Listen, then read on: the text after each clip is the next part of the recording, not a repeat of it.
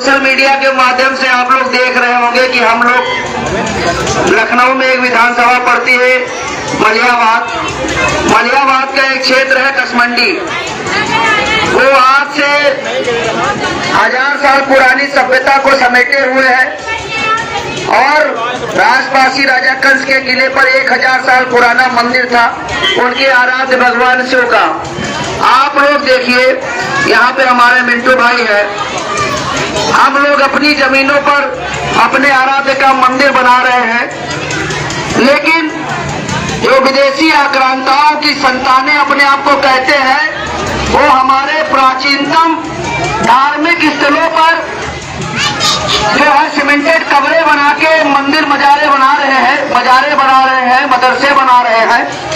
हमको उस चीज पे भी ध्यान देना है, हम लोग उसकी लड़ाई लड़ रहे हैं। और आप लोगों को भी पता होना चाहिए कि धर्म कैसे सुरक्षित होगा और धर्म की सुरक्षा कैसे करना है। देखिए, ईश्वर का ध्यान करना, प्रसाद चढ़ाना तो एक अलग विषय होता है और धर्म की रक्षा करना भी एक अलग विषय होता है। अब आप बाबा श्याम के बारे में क्या जानते हैं, उनके बारे में अच्छे जाना है। और जो भी हमारे ऐतिहासिक स्थल है, धार्मिक स्थल है, जरूरत पड़ने पर क्या हमको उनकी रक्षा सुरक्षा के लिए एकजुट होना चाहिए कि नहीं होना चाहिए? हाथ उठा के बताइए। आप लोग हम सब मीडिया में देख रहे होंगे कि कसमंडी का मामला चल रहा है और जब भी जरूरत पड़ेगी तो अपनी माताओं, बहनों, बुजुर्गों से यही निवेदन करूंगा कि अगर आप उस मुहिम में साथ ना हो सके तो अपने सोशल मीडिया का सही प्रयोग करिएगा और एक बार जरूर लिखिएगा कि राजपासी राजा कंस के आराध्य भगवान शिव के मंदिर को माननीय मुख्यमंत्री जी के द्वारा जल्द से जल्द संरक्षित कराया जाए। जैसे काशी में हुआ, जैसे मथुरा में हुआ, जैसे अयोध्या में हुआ, जैसे संभल में हुआ, वैसे ही कसमंडी में राजपासी राजा कंस के आराध्य भगवान शिव का मंदिर संरक्षित होना चाहिए कि नहीं होना चाहिए? 1000 साल पुरानी सभ्यता है। अभी वहाँ पे लैंड जिहाद जिसको कहते हैं कि ऐतिहासिक जमीनों पर कब्जा करना, कमरे बना देना, सीमेंटेड कमरे बना देना, तो बहुत सारी जगह ऐसी चल रही है। आप प्राचीनतम चीज देखेंगे, कहीं पे भी आपके पुराने अवशेष होते हैं, वहाँ पे ये लोग सीमेंटेड मजारे बना देते हैं और बताते हैं कि ये अल्लाह की राह पे शहीद हुए थे। लेकिन हम लोग ये सारी चीजें नहीं समझ पाते हैं और हिंदू आपस में लड़ता रहता है। तो हमको जागना है और लोगों को जगाना है और अपनी सनातन सभ्यता को बचाना है। देखिए, हमको पीछे नहीं हटना है। हम लोग जब आपस में लड़ते हैं तो इसका फायदा यही लोग उठाते हैं। आप लखनऊ शहर में जाएंगे, कितने प्राचीन किले हैं, आप लोग देखते होंगे, कहीं भी जाते होंगे, लेकिन कहीं भी कोई मंदिर सुरक्षित नहीं है। लेकिन आप लोगों को ये नहीं पता होगा कि लखनऊ में किसका 1000 साल पहले शासन रहा। हिंदू शासकों का राज ऐसे लखनऊ में लक्ष्मण जी की नगरी कही गई, उसके बाद महाराजा लाखन पासी जी से जोड़ा जाता है। उनके किले थे, उनके धार्मिक क्षेत्र थे, मंदिर थे, वो सब कहाँ चले गए? वो भी तो होने चाहिए थे, लेकिन हम लोग उस पर ध्यान ही नहीं देते। इसलिए इस मुहिम में आप सभी का प्यार आशीर्वाद चाहिए और मैं अपने बड़े भाई मिंटू भाई जी का बहुत बहुत धन्यवाद करूंगा कि आपने हमको यहाँ पे बोलने का मौका दिया है और जब जरूरत पड़े तो आप लोग जरूर अपना प्यार आशीर्वाद दीजिएगा और वर्तमान की सरकार से निवेदन करिएगा कि 1000 साल पुराने शिव मंदिर को तत्काल प्रभाव से संरक्षित किया जाए। वहाँ पे अनलीगल मदरसा भी चलता था। आप लोग देखते होंगे जो ये नट समाज के लोग हैं हिंदू धर्म में, इनके बारे में आप लोगों को नहीं पता होगा। नट का शब्द सीधे नटराज से जुड़ता है, भगवान शिव के रौद्र रूप से जुड़ता है। जो नृत्य करता हुआ शरीर उनका दिखाते हैं भगवान शिव का, उन्हीं के अंश माने जाते हैं नट। लेकिन शिक्षा से वंचित अब अंग्रेजों के द्वारा जराइम पेशा एक्ट लगाया गया, वो अपनी इतिहास से अलग हो गए। आज उनके बच्चों को कसमंडी में मदरसा में जो है धर्मांतरण करवाते थे, उन्हीं को हम लोगों के आगे खड़ा कर देते थे लड़ाने के लिए। तो हमको ये सारी चीजें देखना है। आप लोग नहीं समझ पाते, लेकिन वो लोग अपने मिशन पर है, वो लोग अपना मिशन बराबर बढ़ा रहे हैं। आपकी जनसंख्या घट रही है और दूसरे लोगों की जनसंख्या बढ़ रही है। हमने पाकिस्तान दे दिया, हमने बांग्लादेश दे दिया, कितने दे दिए? अब क्या भारत भी देना है आप लोगों को? भारत भी देना हो तो बताइए भाई। आप सोचो, हमारे 2 बच्चे हैं, इतना ज्यादा खर्चा है, लेकिन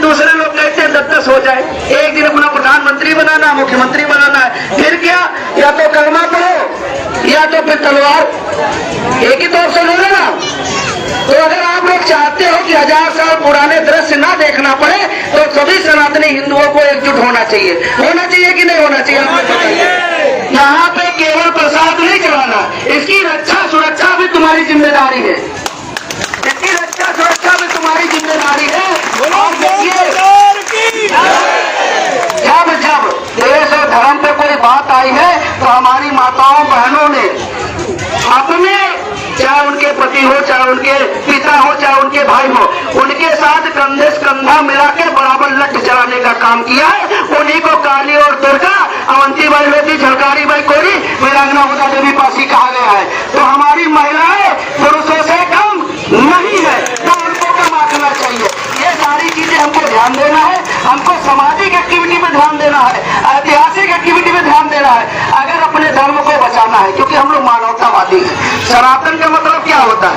बहुत सारे लोग नहीं बता पाएंगे, कोई बता पाएंगे सनातन का मतलब क्या होता है? भाई सनातन हिंदू धर्म को मानने वाले लोग हो, लेकिन उसकी परिभाषा नहीं पता तो फिर क्या मतलब? कोई मतलब है? देखिए सनातन का मतलब यही होता है प्रकृति को पूजने वाले लोग। सनातन की परिभाषा जो सत्य है, जो सत्य है, जो साक्ष्य है, जो सदैव टिका हुआ है। सनातन का मतलब धरती। अब धरती हमको अनाज देती कि नहीं देती है, तो हम इसको धरती मैया कहते हैं। ऑक्सीजन में चले आएंगे, सबसे ज्यादा हमको बरगद और पीपल का पेड़ ऑक्सीजन देता है कि नहीं देता है, तो हम उसको ब्रह्म देवता कहते हैं। किसी को क्या समस्या है? जब हमारा जीवन है कि नहीं है, तो नदियों को हम गोमती मैया, गंगा मैया कहते हैं कि नहीं कहते? जो हमारे जीवन से जुड़ा है हम उसी को अपना ईश्वर मानते हैं, किसी दूसरे को नहीं मानते हैं। तो सनातन सभ्यता आदि प्राचीन है और प्राकृतिक को पूजने वाले लोग ही सनातन सभ्यता वाले लोग हैं। तो कम से कम हम जिस धर्म में, जिस जाति कुल में जन्मे हैं उसके बारे में हमको जानकारी होना चाहिए। अब बाबा श्याम का क्या रहा है इतिहास और क्या धार्मिक चीजें रही, इनके बारे में तो पढ़ना चाहिए कि इनके पुत्र थे, किस कुल से थे, इनका क्या योगदान रहा, क्यों भगवान श्री कृष्ण ने इतना बड़ा कार्य इनको दे दिया कि हमारी ताकत नहीं काम आएगी, लेकिन आपको सबकी मदद करनी पड़ेगी। इसीलिए तो इनको कहा गया ना हारे का सहारा। अगर ये महाभारत लड़ते तो क्या कभी महाभारत खत्म होती? जो भी कमजोर हो जाता उसके पक्ष से लड़ना चालू कर देते। इसलिए श्री कृष्ण जी ने पहले ही दिमाग लगा दिया कि अगर भाई ये कूदे तो युद्ध कभी खत्म नहीं होगा। तो ये सारी चीजें हमको पता होना चाहिए, तभी तो इनको इतना बड़ा कार्य सौंपा गया। ये कार्य सौंपा गया भगवान श्री कृष्ण के द्वारा कि आप कलयुग में भी रहेंगे और जो भी आपको याद करेगा वो कभी हारे नहीं पाएगा, वो सदैव जीतेगा। इसलिए जो भी इनकी पूजा करता है वो हमेशा सुख और संपन्न रहता है। मैंने जितने भी देखे हैं भगवान बाबा श्याम को पूजने वाले लोग वो हमेशा सुखी रहते हैं। जितने भी कई लोग हमारे टच में, छोटू भाई है, उमेश भाई है, ये तो लोग जाया करते हैं महीने में, 2 महीने में एक बार खाटू से हम जाया करते हैं। तो ऐसे ही हमको अपने ईश्वर को भी मानना है और जरूरत पड़ने पर उसकी रक्षा सुरक्षा भी करनी है, क्योंकि कीड़े मकोड़ों से लड़ने के लिए बाबा श्याम नहीं प्रकट होंगे, आपको ही उनका अंश बनना पड़ेगा और विधर्मियों को दे पटकना होगा। ये याद रखिएगा। आपके बगल में कितनी एक्टिविटियां बढ़ गई कि नहीं बढ़ गई? ऐसा देखिए जैसे चाउमीन नहीं खाते हो एकदम धनियावादी, वैसे हो गई कि नहीं हो गई? अगर सरकार विपरीत होती तो आप बताइए, अगर सरकार विपरीत होती तो क्या आलम होता? अब क्यों हम कमजोर पड़ते हैं? हम कहते हैं फलवा थप्पड़ कहीं हमसे क्या लेना देना, तो यानी कि तुम्हारा नंबर आने वाला है ना। इसलिए जब एक थप्पड़ पड़े तो फिर दर्द पूरे सभी हिंदुओं के बीच में जाए कि भाई क्यों मारा, काहे मारा। अगर गलत है तो सब लोग साथ में लट उठाओ, अगर प्रशासन नहीं सुन रही है। देखिए सारी चीजें प्रशासन के ऊपर नहीं डालने वाली होती है। जब एकजुट होके किसी की आवाज आप बनोगे तो प्रशासन झुक के आपको नमस्कार करेगा और आपके कहने पर कार्रवाई भी करेगा। ये याद रखिएगा। और जब जरूरत पड़े कसमंडी के लिए तो अपना प्यार आशीर्वाद बनाइएगा। एक बार हाथ खड़ा कर दीजिए। हम लोग कितने लोग हमारा साथ देंगे? सभी लोग देंगे ना? बस आप लोग देखिए हमारे पास लोग बहुत हैं, बस आपका सोशल मीडिया का सही प्रयोग होना चाहिए, है ना। देखिएगा हर न्यूज पे चल रहा है, बस एक पोस्ट जरूर करिएगा अपने आराध्य के लिए, भगवान शिव के लिए, ठीक है ना। यही से अपनी वाणियों को विराम दूंगा। हर हर महादेव की नारे लगवाएंगे। श्याम सरकार की, श्याम सरकार की, बाबा श्याम की, 3 बार धारे की, 3 बार धारे की, और भी के लाल की, इसके दानी की, कांवरिया सरकार की। जय जय श्री श्याम, जय जय श्री श्याम। पार्वती फतेह। हमारे आराध्य का एक नारा है जिसको हमको बहुत प्यारा है, तो एक बार आप जोर से लगाइएगा। पार्वती फतेह।